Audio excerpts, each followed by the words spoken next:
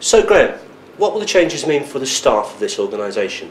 Right, the world of environmental health is changing and the professional body's got to change. It's got to be far more responsive.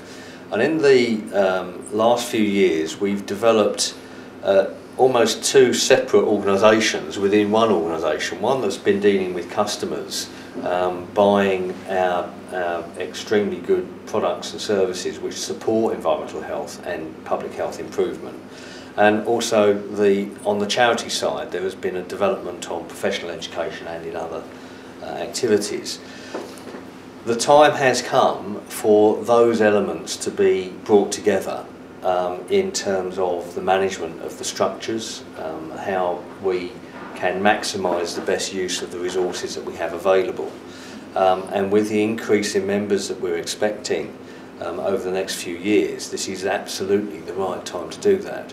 So the structure will take the form of having an executive management team who will be responsible for developing the ideas, the strategies that come from Council and the Board of Chadwick House Group Limited, to meld those into cohesive strategies right across the board, to then push those down to staff units who will then start to develop and deliver those products and services and support activities, and then we will then have a consistent line to then go back up to Council and the Board. The executive body, is that a small group of senior managers?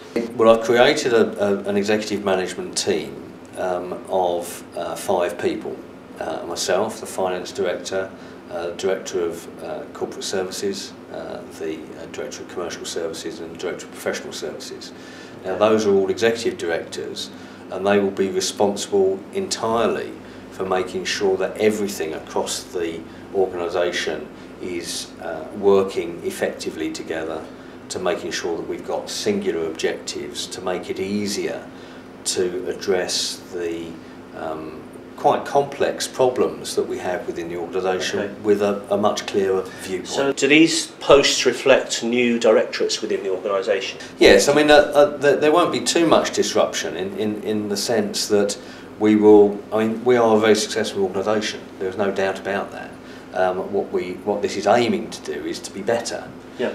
What we're aiming to do is to make sure that the component parts of the organisation work more effectively with other component parts. I guess we'll want to know if they'll be working for the same directorate, for the same bosses. Will that be the case, Graham?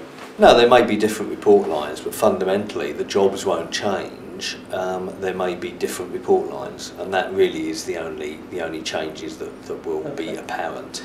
You say there'll be more members. Perhaps the CH membership would quadruple in size. Does that mean that the organisation itself will have to grow to reflect that? Yes, I think as members grow, or as the membership numbers grow, and indeed we recognise that the products and services we provide will be servicing those very many new members that we have in terms of training information, in terms of professional information, in terms of product lines. We may be developing completely new products and services fit for purpose to actually enable our members to remain competent in particular areas.